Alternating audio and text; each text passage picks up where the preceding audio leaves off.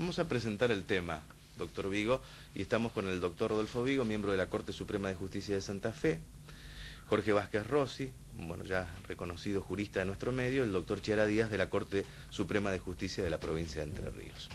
Vamos a ubicar el tema del cual vamos a hablar dentro de algunos minutos. Sí, a mí me gustaría hacer una especie de balance de razones, porque habría un doble discurso, aparentemente, que son paralelos encima. Por un lado, un discurso que proviene desde los medios y desde la opinión pública. Ajá. Y por otro lado, parecía un discurso solamente invocado desde el campo estrictamente técnico-jurídico. Y hay razones que están avalando uno y otro discurso. Me parece que el tema sería un poco reflexionar sobre eso. El discurso de la opinión pública y de los medios tiene a su favor o como argumento, en primer lugar, invocan la necesidad de la transparencia, la necesidad de la publicidad, la posibilidad de que la gente precisamente conozca lo que ocurre dentro de un tribunal. Es un argumento. Segundo, desde los medios mismos, derecho a la información, un argumento significativo, incluso de raigambre constitucional, como todos sabemos. Tercer argumento, controlemos a la justicia. La justicia, y algunas constituciones explícitamente lo dicen, se ejerce en nombre del pueblo. Controlemos esa justicia.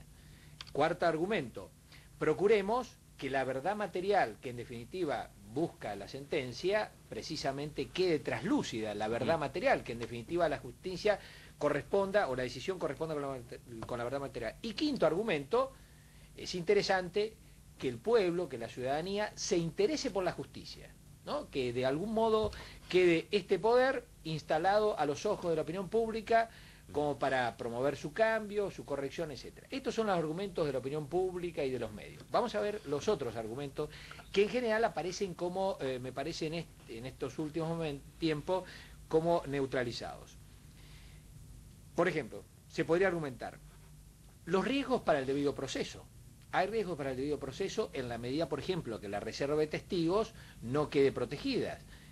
El otro día en un artículo en un medio de comunicación, Masnata ponía de relieve y citaba el artículo pertinente del Código Procesal de la Nación, ¿no? Este tema de la reserva de los testigos. Usted dice, por ejemplo, para explicarlo a la gente, que un testigo no debe conocer lo que declara anteriormente. Exactamente. Ahora, por ejemplo, en este mismo caso, hay muchos testigos que vieron por televisión y fueron citados por televisión y aportaron elementos importantes a la causa porque estaba la televisión. Claro.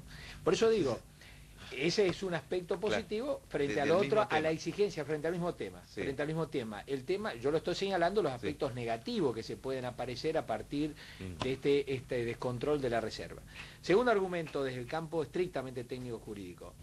Los riesgos como de algún modo una condena anticipada.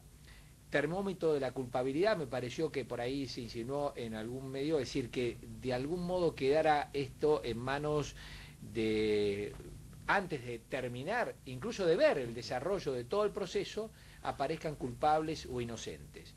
Yo no estoy hablando del tema específicamente de Catamarca, sino que a partir o con el pretexto de Catamarca tratemos de elevarnos en la reflexión más general, que es lo más interesante.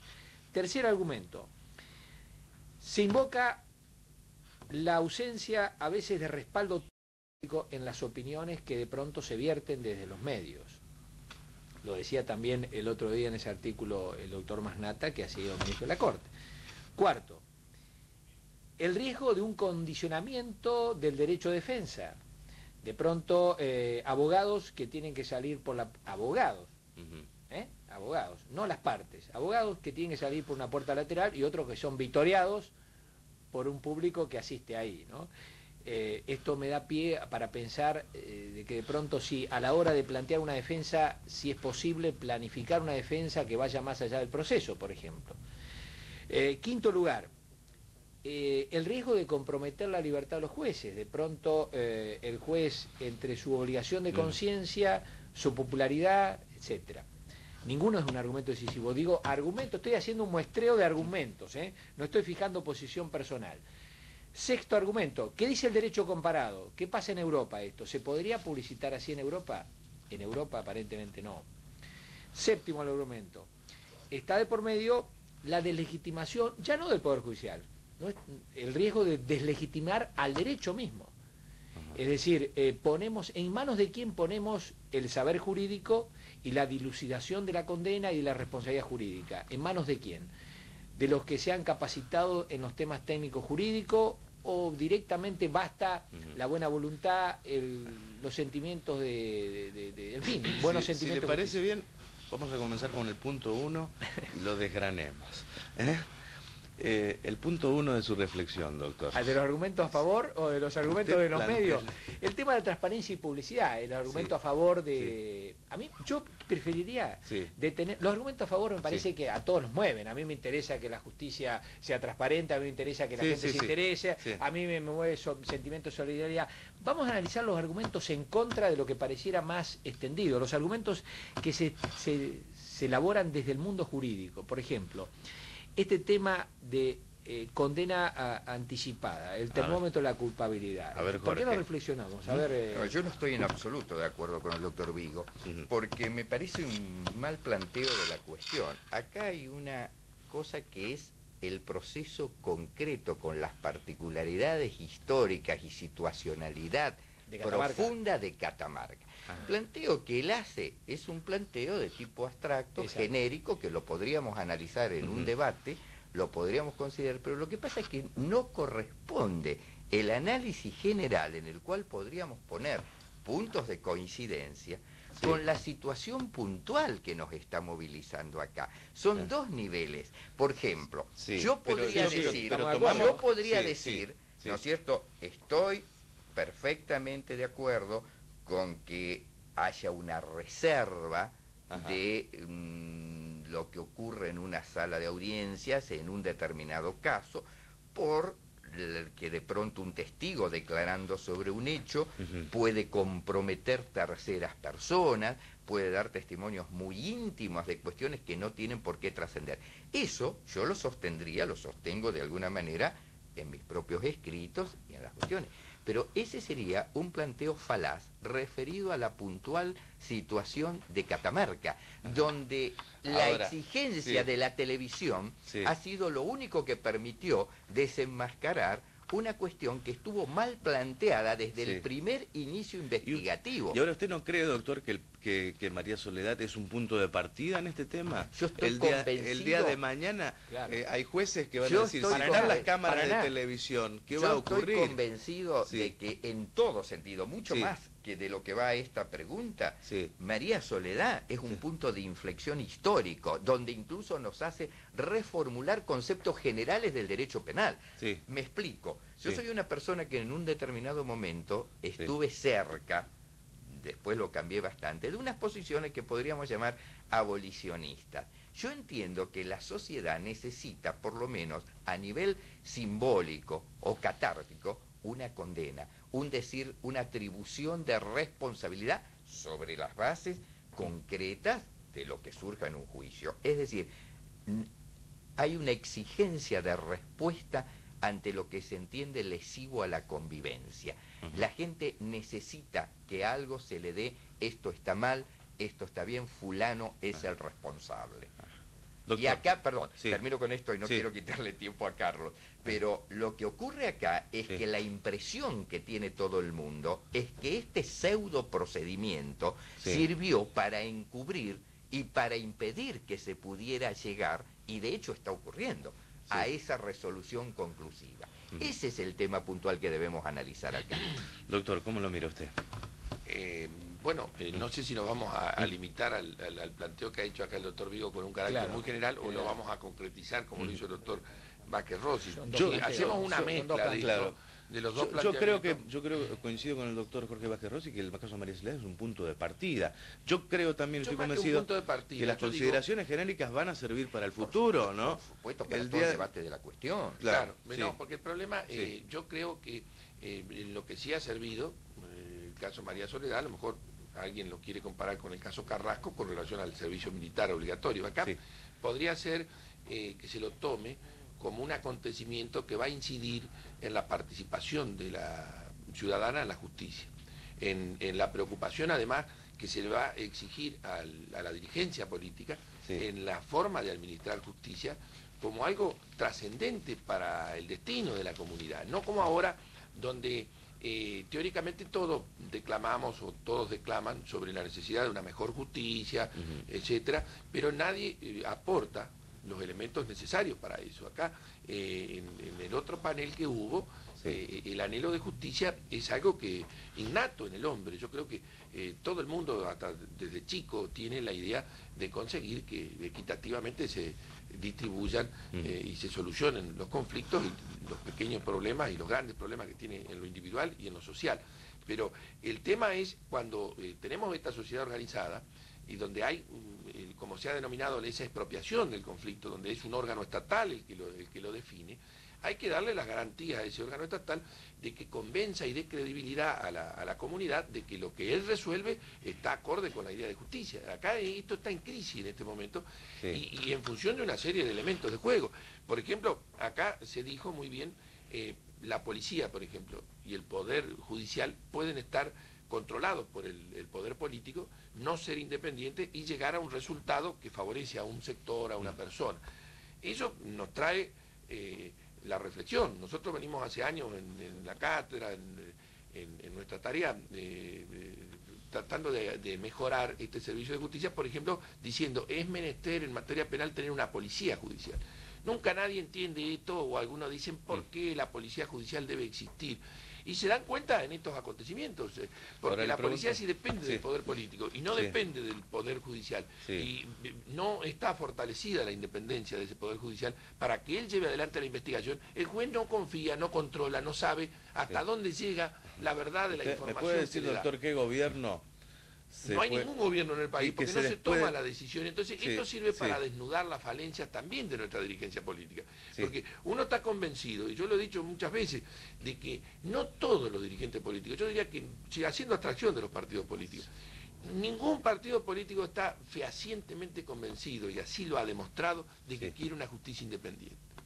Hasta más, pareciera que no le conviene la justicia independiente. Es decir, una justicia que tiene una idoneidad, que tenga una idoneidad. Absolutamente incapaces de propiciar reformas profundas, que se vienen propiciando desde el nivel doctrinario de hace 50 años. El caso de nuestra provincia de Santa Fe, que es la provincia más atrasada a nivel de código. Pero por eso digo, entonces, caso María Soledad, redondeando el concepto, ¿a qué nos va a servir?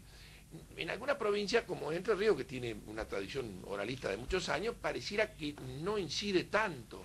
Porque acá lo dice un Jorge, Santa Fe en cambio está más atrasada, quizás esto sea el detonante para que en Santa Fe, o en la provincia de Buenos Aires, por ejemplo, tengamos un sistema con una oralidad en el juicio plenario, y apreciemos las bondades de que la publicidad en una audiencia, parece mentira que lo digamos a esta altura, pero la publicidad en una audiencia donde se juzga a un imputado, permite apreciar las falencias, permite apreciar la falta de transparencia de los jueces. Acá tiene realidad esa frase que le atribuyen a Mirabeau, de que inclusive él aceptaba que le pusieran jueces que no fueran independientes, jueces que fueran enemigos de él, pero basta que le dieran publicidad, porque la publicidad permite descubrir quién...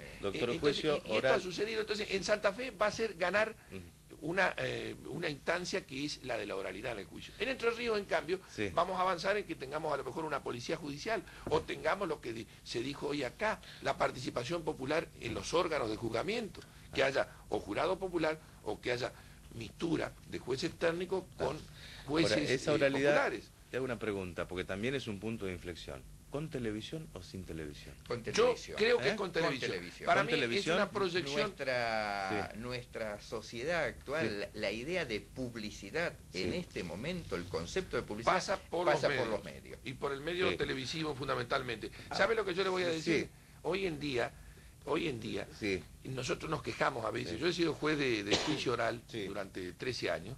Y usted veía las salas vacías. Muchas veces, no es que usted dudara del interés de la gente, pero tanto que se declamaba teóricamente de que el principio de publicidad hacía la forma republicana, que el pueblo pudiera controlar los jueces, no se daba en la práctica. ¿Pero por qué no se da?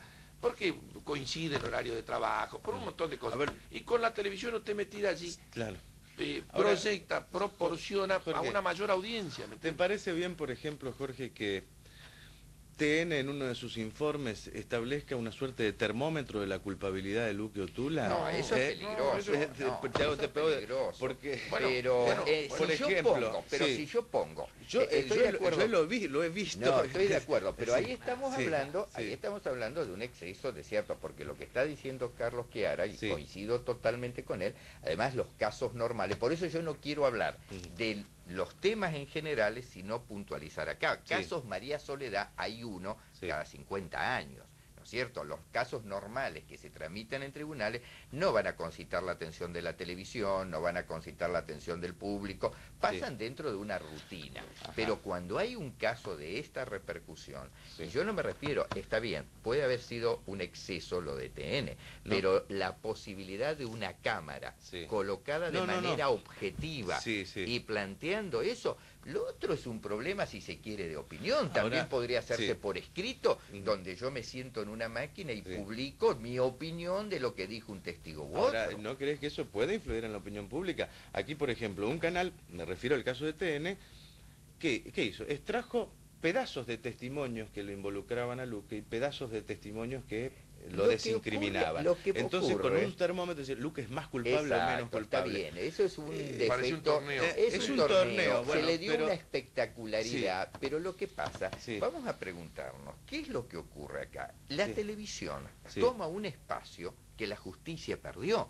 Porque todo esto está ocurriendo porque hubo una instrucción que duró 5 años, cuando tendría que haber durado normalmente un año. Cuando un juicio al cual se llega con incluso una aberración jurídica, que es el solo título jurídico donde se plantea la requisitoria de elevación a juicio por homicidio preterintencional. Yo creo que es decir, ¿qué es lo que ocurre? La respuesta que dan los medios, yo creo que es la única garantía que está permitiendo, yo creo una cosa importante, el que se haya venido abajo este juicio, tal vez haya sido producto de los medios, y este juicio venía ya realmente mal encausado, Guillermo. Rodolfo, televisión, sí o no. Yo creo que yo insistiría en los dos niveles de análisis. Por un lado, Jorge dice, bueno, Macanudo, planteemos el tema de Catamarca. Yo Catamarca, que no he ido, no he estado en el juicio, no conozco el expediente, me he encontrado de pronto en juicios, así sensaciones populares, en un principio con respecto al presidente, después con respecto a los otros miembros.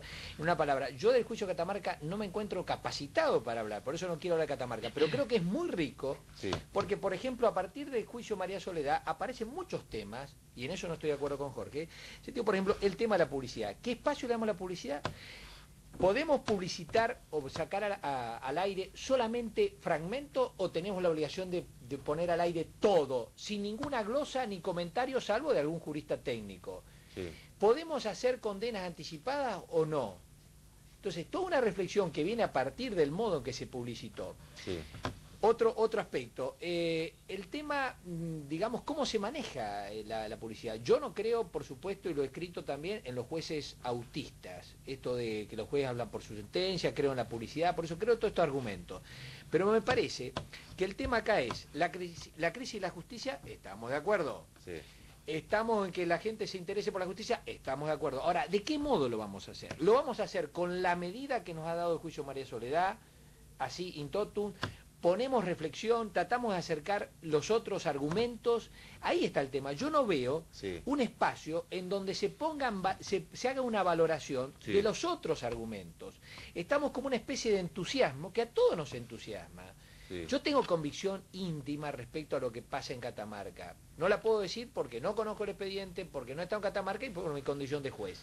Pero esto no me interesa, a mí me interesa un poco, es decir, a partir de la crisis de la justicia, ¿cómo vamos a apuntar a reflexionar sobre la justicia? La pregunta sería, ¿también esa publicidad tiene que ver con el control de la propia justicia? Porque acá se prohíbe la televisación del juicio cuando los jueces son cuestionados. No. Yo creo los jueces ese es un argumento a favor. El control de la justicia es un argumento a favor para la publicidad. Pero el día de mañana los jueces van a estar expuestos ante este control de la opinión pública, por más que a algunos no les guste hablar de control de la opinión pública. Pero por eso, porque ahí están las posiciones que tenemos dentro de la judicatura, que no es por una cosa de simplificar, pero digamos, hay jueces que todavía siguen sosteniendo de que son hostiles los medios de prensa. La publicidad es algo nocivo. Al contrario. Y en cambio hay otros que creemos de que la transparencia de los actos, como le sucede a todos los actos de gobierno de un sistema republicano, comprende al judicial. Y al contrario, yo creo que hoy en día hay que tratar de que el ciudadano tenga elementos de juicio para juzgar si tal decisión fue buena o fue mala. Y yo soy partidario de abrir el cauce. Por eso, redondeando el concepto, yo creo que en materia penal la publicidad es la regla. La excepción estaría dada en ciertas situaciones concretas, cuando la víctima, por ejemplo, es de un delito sexual, cuando hay menores, cuando a lo mejor lo que planteaban recién, el tema del testigo, que es una cosa bastante relativizada hoy en día, porque yo creo que es un argumento si se relativo. entera o no se entera, es muy relativo, porque yo puedo tener un grabador pequeño, lo lleva cualquiera, lo graba y se la pasa a los testigos que van a venir a la tarde o al día siguiente. Pero de todas maneras es un elemento como para tener en cuenta para hacer una transmisión diferida. Por eso puede ser una publicidad limitada, una publicidad sin todos los elementos que acá se han insinuado. Es decir, una publicidad dirigida por el morbo de la competencia, de la comercialización, que a lo mejor hace lo que hacía TN, de hacer una especie de torneo lúdico. Eso es malo. Pero eso se va a decantar solo porque prevalece el principio general de la publicidad. Sugiero, hay muchas opiniones, sugiero ir a un pequeño corte y luego seguir incluso ya con la conclusión de este tema. Y una pregunta pendiente. Los jueces técnicos son independientes también. La pregunta, ¿son permeables también a la opinión pública? Eso es un tema muy interesante. ¿Son permeables también? ¿O debe guardar, o el juez es absolutamente autista o no es autista, como decía? No, yo creo que recibe. A punto tal, a mí me dijo uno de los abogados en el caso Barreda, que es otro caso notable, el caso Barreda, ¿se acuerdan ustedes? Sí, claro. De La Plata. Sí. Salió 2-1. Y a mí me decía uno de ellos,